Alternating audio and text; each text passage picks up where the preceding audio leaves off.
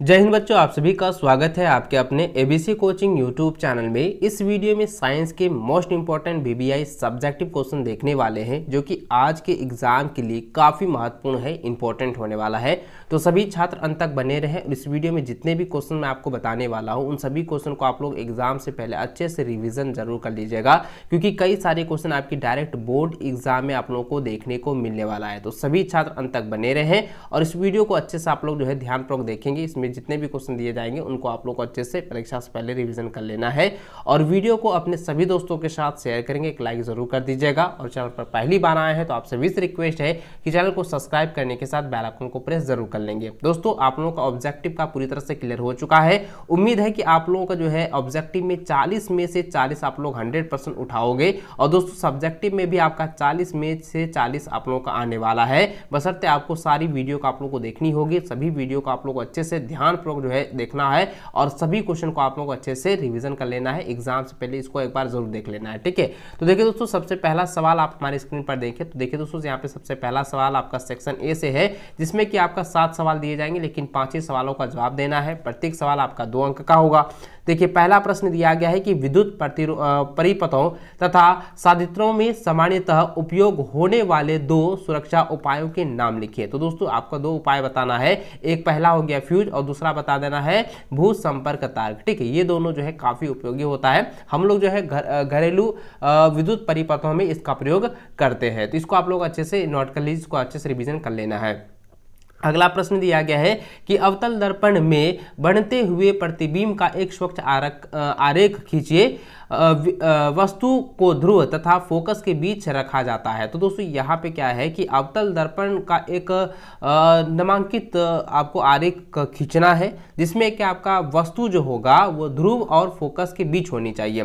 तो दोस्तों आप देख सकते हैं कि मैंने जो है यहाँ पर जो है आप लोगों का अवतल दर्पण को मैंने व्यवस्थित किया है और उसका जो वस्तु है वो क्या है कि ध्रुव और आपका फोकस दूरी के बीच मैंने रखा है, जो कि ये भी एक वस्तु है जिसका जो प्रतिबिंब बन रहा है ये दर्पण से ठीक उल्ट, दर्पण से ठीक पीछे, ठीक है, दर्पण से ठीक पीछे जो है वस्तु की अपेक्षा बड़ा और वास्तविक बन रहा है। तो देख सकते हैं यहाँ पे जो है समान आकार का है, ठीक है। यहाँ पे इसका जो है बड़ा है लेकिन इसके जो है ये क्या है, सीधा बन रहा है, ठीक है। वस्तु का सीधा और उससे बड़ा बन रहा है। तो इस प्रकार से आप व्यक्त भी कर सकते हैं, इसको आप लोग बना लीजिएगा।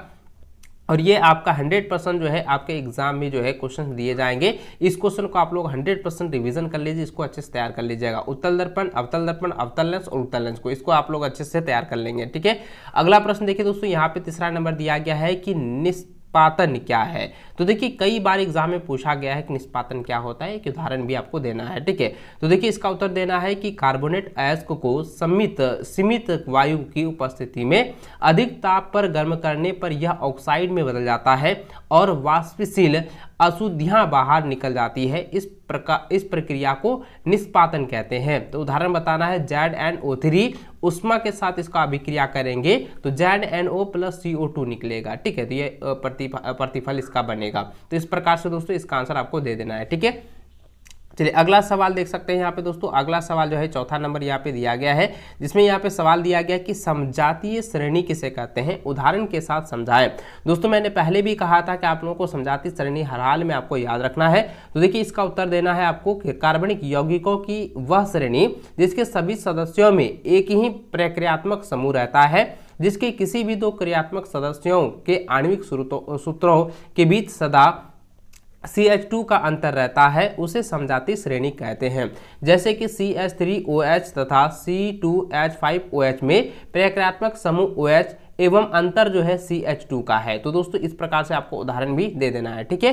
चलिए अगला सवाल देखते हो, यहाँ पे देख सकते हैं कि रक्त क्या है, इसके 2 कार्य को लिखें। तो दोस्तों सबसे पहले हम समझेंगे रक्त क्या होता है। तो दोस्तों रक्त एक तरल संयोजी उत्तक है, ठीक है। रक्त क्या है, एक तरल संयोजी उत्तक है और इसके 2 कार्य को लिख देना है। पहला बताना है कि शरीर में ऑक्सीजन का परिवहन करना और दूसरा बता देना है कि पोषक तत्वों का शरीर में परिवहन करना। इस प्रकार से 2 आपको जो है कार्य भी बता देने हैं, ठीक है।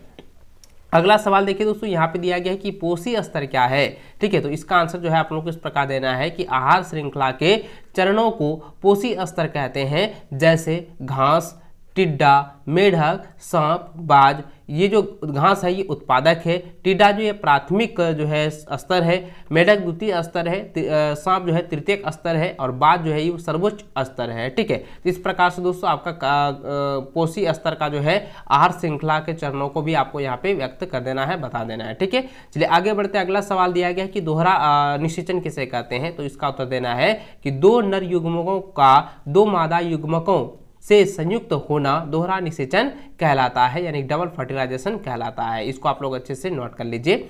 अगला सवाल दोस्तों आपका सेक्शन बी से है, जिसमें कि आपका जो है 7 सवाल दिए जाएंगे, लेकिन आपको जो है 5 ही सवालों का जवाब देना है। प्रत्येक सवाल जो है 3 अंक का होने वाला है। ठीक है, तो देखिए यहाँ पे पहला सवाल इसका 8वां नंबर दिया गया है, जिसमें सवाल कह रहा है कि निकट दृष्टि दोष एवं दीर्घ दृष्टि दोष में किन्हीं 3 अंतरों को लिखें। तो दोस्तों मैंने आपको पहले भी कहा था निकट दृष्टि दोष और दूर दृष्टि दोष को आप लोग अच्छे से याद रख लीजिएगा, उसके अंतर को भी आप लोग अच्छे से पढ़ लीजिएगा। ठीक है, तो देखिए बच्चों इसका उत्तर इस प्रकार देना है, निकट दृष्टि दोष एवं दीर्घ दृष्टि दोष में अंतर। तो सबसे पहले जो है आपको लेफ्ट साइड में जो है निकट दृष्टि दोष लिखना है और राइट साइड में जो है दीर्घ दृष्टि दोष का लिखकर इस तरह से आपको ढांचा बनाना है। इस प्रकार से आप अगर ढांचा बनाते हैं तो आपका पूरा का पूरा नंबर मिलेगा और आपका एक भी नंबर यहाँ पे नहीं कटेगा। तो निकट दृष्टि दोष में पहला पॉइंट लिखेंगे कि नेत्र लेंस की फोकस दूरी कम हो जाती है, और दीर्घ दृष्टि दोष में लिखेंगे कि नेत्र लेंस की फोकस दूरी अधिक हो जाती है। ये पहला हो गया।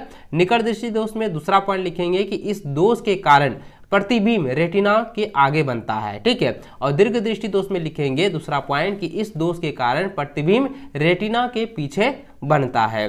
तीसरा पॉइंट निकट दृष्टि दोष में लिखेंगे कि इस दोष को अवतल लेंस से दूर किया जा सकता है, और दीर्घ दृष्टि दोष में लिखेंगे कि इस दोष को उत्तल लेंस से दूर किया जा सकता है। इस प्रकार से दोस्तों 3 अंतर आपको जो है लिख देना है। ठीक है, आपको 3 अंतर जो आपको बताना है और इसी रूप में आपको बताना है, इसी ढांचा के अनुरूप आपको लिखना है ताकि आपको पूरा का पूरा नंबर मिल जाए। ठीक है, चलिए आगे बढ़ते। अगला सवाल आपका 9 नंबर दिया गया है, कह रहा है प्रश्न कि कोई 4 सेंटीमीटर साइज का बीम किसी 15 सेंटीमीटर फोकस दूरी के अवतल दर्पण से 25 सेंटीमीटर दूरी पर रखा है। दर्पण से कितनी दूरी पर किसी पर्दे को रखा जाए कि स्पष्ट प्रतिबिंब प्राप्त हो? प्रतिबिंब की प्रकृति तथा साइज ज्ञात कीजिए। तो दोस्तों सबसे पहले ध्यान दीजिएगा, यहाँ पे क्या है कि H1 जो है वो +4 सेंटीमीटर है, क्योंकि यह जो है अवतल लेंस है तो यहाँ पे +4 सेंटीमीटर हो जाएगा। U जो है -25 सेंटीमीटर है और फोकस जो है वो -15 सेंटीमीटर है। और मैंने पहले भी आपको कहा था कि अगर अवतल दर्पण रहे तो वो माइनस रहता है, ठीक, उसके सभी चीजें है ऋणात्मक होती है, और उत्तल रहेगा तो वो क्या हो जाएगा, धनात्मक रहेगी। ठीक है, याद रखेंगे। तो दोस्तों यहाँ पे जो है भी निकालने के लिए कह रहा है और H2 निकालने के लिए कह रहा है। तो सबसे पहले आपको मैंने बताया था दर्पण का सूत्र। दर्पण का सूत्र क्या होता है बच्चों, मुझे कॉमेंट करके बताएंगे। जैसे कि मैं यहाँ पे बता रहा हूँ, तो दर्पण का फॉर्मूला होता है 1/v + 1/u बराबर 1/f। ठीक है, तो इसको हम इस प्रकार से लिख सकते हैं 1/v बराबर 1/f - 1/u। ठीक है, क्योंकि ये f जो है इधर आएगा तो क्या हो जाएगा, माइनस में आ जाएगा।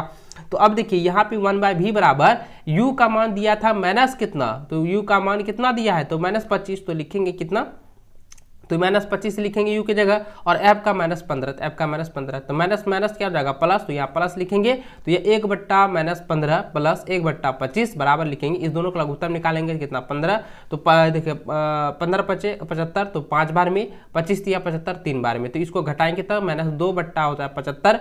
अब v बराबर निकालते हैं तो v बराबर क्या हो जाएगा, इसका अपोजिट 75/2 हो जाएगा, इसको हम घटाएंगे कितना हो जाएगा 37.5 माइनस में सेंटीमीटर हो जाएगा। ये आपका v का मान निकल चुका है। आगे आपका आवर्धन का सूत्र आपको पता ही है कि m बराबर -v/u होता है और m बराबर H2/H1 भी होता है। तो इसको इस प्रकार लिखेंगे कि -v का मान जो कितना निकला -37.5, या हम लिख सकते हैं कि -75/2। तो इसी को हम लोग क्या करेंगे, तो माइनस, ये पहले सूत्र है, तो -75 बट्टा हो जाएगा 2 गुना -25। ठीक है, तो ये माइनस और ये माइनस कट चुका है। तो देखिए यहाँ पे 25 या 75, यानी कि 3/2 आ गया।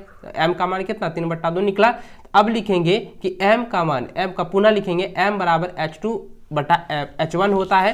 तो यहाँ पे देखिए m का मान कितना था -3/2, तो -3/2 यहाँ लिखेंगे। उसके बाद H1 लिख देंगे। तो यहाँ पे क्या है कि H2 का मान तो ज्ञात करना था, H1 दिया हुआ है, तो -3/2 बराबर लिखेंगे H2/H1 का मान हो जाएगा 4।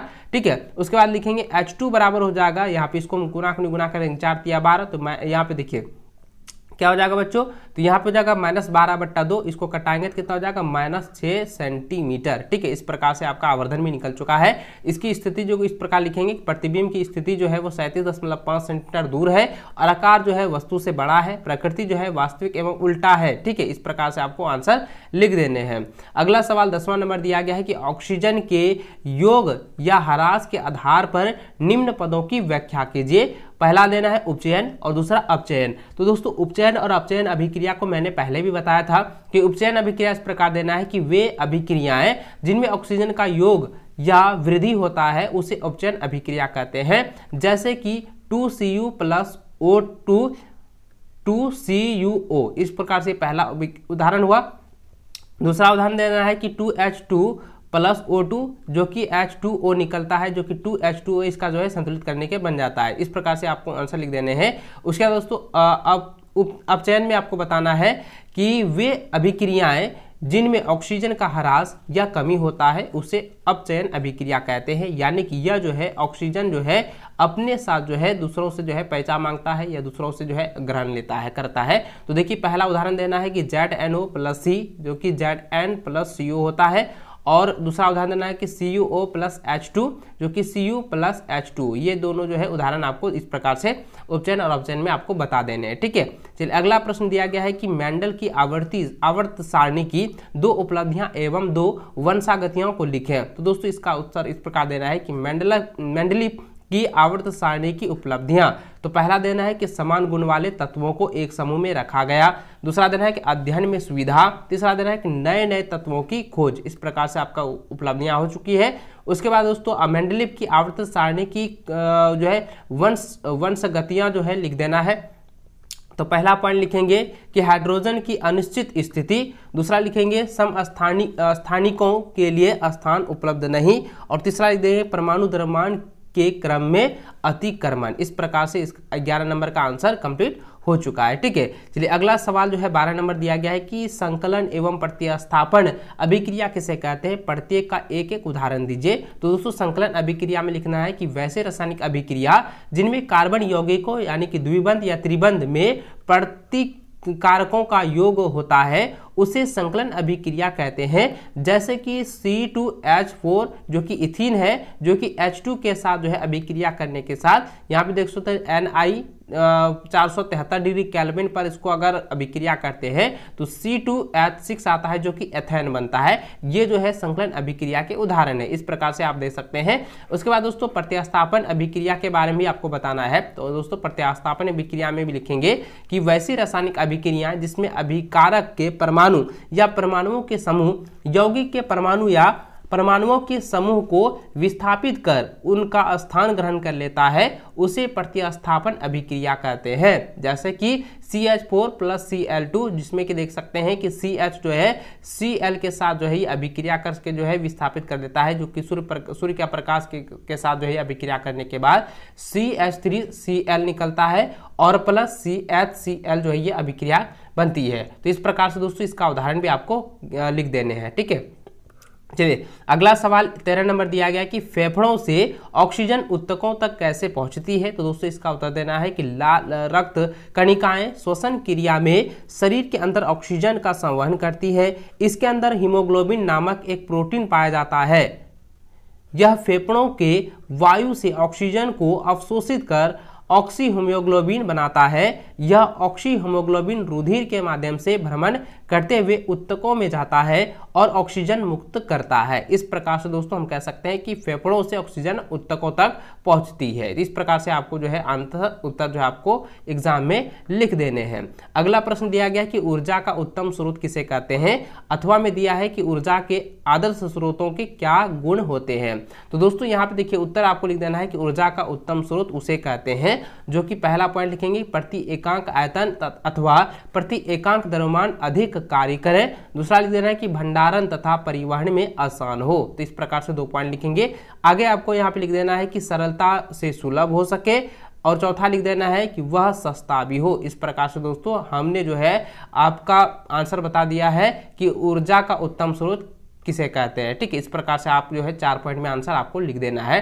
अगला सवाल दोस्तों आपका सेक्शन सी से है, जिसमें कि आपका जो है 5 सवाल दिए जाएंगे, लेकिन आपको 3 ही सवालों का जवाब देना है। प्रत्येक सवाल आपका 5 अंक का होने वाला है। तो देखिए दोस्तों, जिस प्रकार से मैंने आपको बताया था पिछले वीडियो मैंने आपको कहा था कि श्रेणी क्रम संयोजन को आप लोग याद कर लेना है। अब यहाँ पे देखिए पार्श्व क्रम संयोजन को यहाँ पे दिया गया है। तो देखिए सवाल यह है कि पार्श्व क्रम संयोजन किसे कहते हैं। प्रतिरोधकों R1 R2 तथा R3 को पार्श्व क्रम संयोजन में संयोजित करने पर समतुल्य प्रतिरोध का व्यंजक प्राप्त कीजिए। दोस्तों जैसे कि मैंने आपको बताया था, पार्श्व क्रम संयोजन का क्या होता है कि 1/R बराबर होता है 1/R1 प्लस 1/R2 प्लस क्या होता है 1/R3 होता है। तो इस यही सूत्र को आपको जो है प्राप्त करना है, बताना है कि कहाँ से आता है और इसका व्यंजक प्राप्त करना है। ठीक है दोस्तों, सबसे पहले पार्श्व क्रम संयोजन को परिभाषित करेंगे। लिखेंगे जब सभी प्रतिरोधकों के एक छोर को एक साथ और दूसरे छोर को एक साथ जोड़ा जाता है तो इस प्रकार के संयोजन को पार्श्व क्रम संयोजन कहते हैं या समांतर क्रम संयोजन कहते हैं। तो इस प्रकार से इसका परिभाषित कर देना है। साथ ही इसका पिक्चर भी आप देख सकते हैं। यहाँ पे जो है R1 यानी कि प्रत्येक प्रतिरोध का जो है पहला सिरा जो है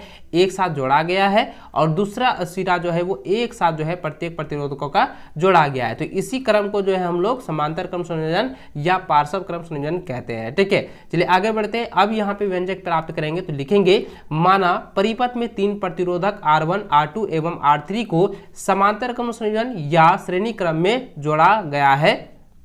सॉरी, यहाँ पे क्या हो जाएगा, पार्श्व क्रम में जोड़ा गया है तथा इनके बीच धारा I1 I2 और I3 प्रवाहित होती है। तो मुख्य परिपथ में कुल धारा I बराबर I1 plus I2 plus I3 यदि प्रत्येक प्रतिरोध के बीच विभवांतर भी हो तो ओम के नियम से, तो ओम के नियम से मैंने बताया था ना I समानुपात भी होता है। तो I बराबर क्या होता है V/R होता है। तो लिखेंगे I1 बराबर V/R1 जो कि समीकरण फर्स्ट मान लेंगे। I2 बराबर हो जाएगा V/R2 जो कि समीकरण 2 ले लेंगे और I3 बराबर हो जाएगा V/R3 जो कि समीकरण 3 ले लेंगे। ठीक है, अब लिखेंगे कि समीकरण 1, 2 और 3 को जोड़ने पर, तो देखिए दोस्तों यहाँ पे जो है सभी में आया था I1 I2 और I3 को एक साथ जोड़ेंगे और V/R1 plus V/R2 plus V/R3 को एक साथ जोड़ेंगे। तो देखिए इसका मैंने बताया था कि I1 plus I2 plus I3 जो है ये मूल्य धारा को जो है बांट रही है। तो इसका मूल धारा लिखेंगे I बराबर, और इसमें क्या कॉमन आ रहा है, V कॉमन आ रहा है तो V लिखेंगे। उसके बाद लिखेंगे 1/R1 plus 1/R3 R2 plus 1/R3, इसको समीकरण 4 मान लेंगे। ठीक है, लिखेंगे अब यदि A एवं B के सिरों के बीच विभवांतर V एवं समतुल्य प्रतिरोध R हो तो ओम के नियम से I बराबर V/R जो कि समीकरण 5 मान लेंगे। अब लिखेंगे समीकरण 4 और 5 से, तो लिखेंगे V/R बराबर V into I 1/R1 plus 1/R2 plus 1/R3। अब लिखेंगे, देखिए दोस्तों यहाँ पे V और V तो कट जाएगा, तो लिखेंगे क्या, तो 1/R बराबर 1/R1 plus 1/R2 plus 1/R3। तो यही तो व्यंजक आप लोगों को प्राप्त करना था, ज्ञात करना था। हो चुका है सत्यापन, ये व्यंजक आ चुका है। इस प्रकार से दोस्तों इसका आंसर आपको जो है कर लेना है। इसको रिविजन आप लोग जितना हो सके उतना आप लोग जो है कर लीजिए, क्योंकि ये एग्जाम में आने वाले हैं, 100% आप लोगों का आने वाला है। ठीक है, चलिए आगे बढ़ते। अगला सवाल दिया गया है 16 नंबर की, विद्युत जनित्र क्या है, यह किस सिद्धांत पर कार्य करता है, इसके बनावट और कार्य प्रणाली का वर्णन कीजिए। तो दोस्तों इसका उत्तर देना है कि प्रतिवर्ती धारा, ठीक है, प्रतिवर्ती धारा या जनित्र यानी कि डायनेमो एक विद्युतीय उपकरण है जो यांत्रिक ऊर्जा को विद्युत ऊर्जा में बदलता है। और इसका सिद्धांत लिखेंगे कि यह विद्युत चुंबकीय प्रेरण के सिद्धांत पर कार्य करता है। ठीक है, ये पहला सिद्धांत हो गया।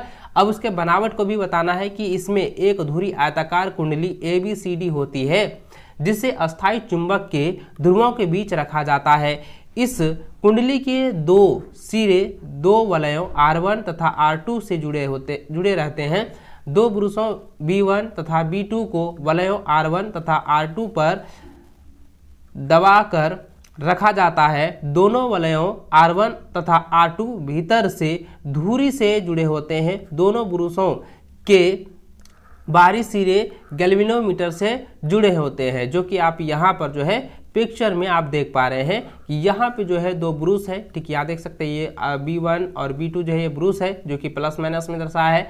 R1 और R3 जो है ये 2 अर्धवलय है। ठीक है, आप यहाँ पे देखें। उसके बाद ये जो है एक स्विच है, ये जो है स्विच है और ये जो है गैल्वेनोमीटर को यहाँ पे जोड़ा गया है। चलिए आगे बढ़ते ही अब इसकी क्रियाविधि को लिखेंगे कि कुंडली को चुंबक के दोनों ध्रुवों के बीच किसी युक्ति द्वारा तेजी से घुमाया जाता है। जब कुंडली का तल चुंबकीय क्षेत्र के लंबवत रहता है तब कुंडली से शून्य धारा बहती है। जब कुंडली का तल चुंबकीय क्षेत्र की दिशा में होता है तब कुंडली के सिरों के बीच महत्तम विद्युत वाहक बल उत्पन्न होता है और कुंडली से महत्तम प्रेरित धारा बहती है। कुंडली के सिरे AB तथा CD को ऊपर से नीचे या नीचे से ऊपर जाने से धारा की दिशा तथा परिणाम बदलता रहता है।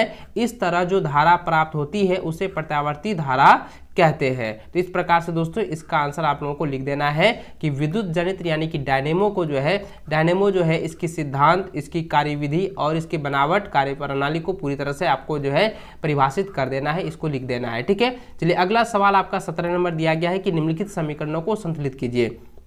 दोस्तों मैंने आपको पहले पिछले वीडियो में आपको बताया है कि किस प्रकार से संतुलित किया जाता है। आपको मैं एक बार फिर से बता देता हूं। जैसे कि यहाँ आप देख सकते हैं कि दिया है कि H2S + O2 H2O + SO2। ठीक है, तो अब यहाँ पे देखिए दोस्तों करना क्या है कि इसके जो है तत्व को जो है समान रखना है, तत्व के मान को आपको बताना है। तो जैसे कि यहाँ देख सकते हैं H 2 गो है और यहाँ पे क्या है H 2 गो है, तो ये बराबर है। लेकिन H यहाँ पे अकेला है और यहाँ पे H क्या गो है 2 गो है। तो अब यहाँ पे क्या करेंगे, इसके आगे अगर हम यहाँ 2 लगा देते, इसके आगे हम यहाँ पे 2 लगा देते हैं तो क्या हो जाएगा, यहाँ पे H जो है 4 हो गया, लेकिन यहाँ पे 2 हो गया, तो इसके साथ में भी हम 2 कर देंगे। तो यहाँ पे H और S जो है 2 हो गया। ठीक है, S जो है 2 हो चुका है, O यहाँ पे 2 है तो यहाँ पे देखिए O 2 हो गया और यहाँ पे 1, तो यहाँ पे 2 4 हो जाएगा। तो अब इसके साथ में भी हम क्या करेंगे 2 लिख देंगे, तो ये क्या हो जाएगा, दोनों जो है ये बराबर हो जाएगा, इसके तत्व जो है बराबर हो जाएंगे। इस प्रकार से आपको संतुलित करना है। आई होप कि इसको आप लोग समझ गए होंगे। इसको जो है आप लोग यहाँ पे 2 3 4 5 जितने भी ये समीकरण दिए हैं इसको आप सॉल्व कीजिए, इसको आप लोग समीकरण को संतुलित कीजिए। ठीक है, देखिए यहाँ पे सारा चीज मैंने आपको पूरी तरह से बता दिया है किस तरीके से जो है आपको संतुलित करना है। ठीक है, आप देख सकते हैं यहाँ पे पूरी तरह से मैंने आपको यहाँ पे बताया हुआ है। इसको आप लोग जो है कॉपी में नोट करके इसको अच्छे से आप लोग ध्यान में रखेंगे। अगला सवाल आपका 18 नंबर दिया गया है कि मानव श्वसन तंत्र का नामांकित चित्र बनाए। तो दोस्तों इस प्रकार से आपको जो है नामांकित चित्र बनाना है। इस प्रकार से आपको यहाँ पे लिख देना है कि यह जो है नासाद्वार है, यह जो है मुखगुहा है, यह ग्रासनी है, यह कंठ है और ये जो है श्वासन नली है, यह उपास्थि जलय है, यह फुसफुस है और यह क्या है श्वसनी है, यह श्वासनक निकाय है, ये जो है कुपिका है। ठीक है, ये जो है श्वसनिका है, ये कुपिका कोश है और ये डायफ्राम है। तो इस प्रकार से दोस्तों आपको जो है नामांकित चित्र आपको बता देना है। ठीक है, चलिए अगला सवाल आपका 19 नंबर दिया गया है कि जीन प्रवाह क्या है। जीन प्रवाह क्या है, पहला क्वेश्चन दिया गया है। इसका उत्तर देना है कि अप्रभावी जीव के जीनों का किसी नए समष्टि में प्रवेश करना जीन प्रवाह कहलाता है। जीन प्रवाह उस समष्टियों में होता है जो आंशिक रूप से अलग अलग होती है। यह पहला क्वेश्चन हो चुका है। दूसरा क्वेश्चन दिया गया कि जीवाश्म में क्या है, ये जैव विकास प्रक्रम में विषय में क्या दर्शाते हैं। तो दोस्तों इसका उत्तर देना है कि जीव शरीरों के अवशेष जो पृथ्वी के चट्टानों के बीच दबे हुए पाए जाते हैं जीवाश्म कहलाते हैं।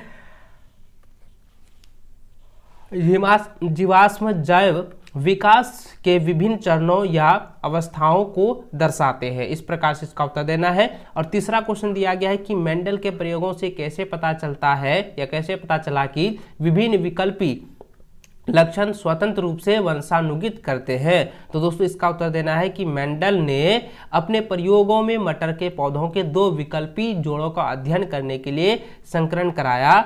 इसके लिए उन्होंने गोल बीजों वाले लंबे पौधे और झुर्रीदार बीजों वाले बौने पौधों के बीच संकरण कराया और पाया कि पहला लिख देना है कि F1 पीढ़ी के सभी पौधे लंबे और गोल बीजों वाले थे। इसे पता चलता है कि लंबाई तथा बीज का गोल आकार प्रभावी लक्षण है। और दूसरा आपको लिख देना है पॉइंट कि F2 पीढ़ी में कुछ पौधे नए संयोजन प्रदर्शित करते हैं, जैसे कुछ पौधे लंबे परंतु झुर्रीदार बीजों वाले हैं जबकि कुछ पौधे बौने और गोल बीजों वाले हैं। उपयुक्त 1 और 2 दशाओं से यह निष्कर्ष निकलता है कि लंबाई, बौनापन और बीजों का गोल होना अथवा झुर्रीदार होना परस्पर स्वतंत्र लक्षण है, यह स्वतंत्रता पूर्वक वंशानुगत है। इस प्रकार से आपको लिख देना है। और आगे दोस्तों यहाँ पे क्या है, एक आप जो है पिक्चर इस प्रकार से भी यहाँ पे बना सकते हैं कि ये जो है बड़ा, ये शुद्ध है यानी कि बड़ा वाला, और ये इस प्रकार से इसके साथ संकरण करने के बाद क्या होता है,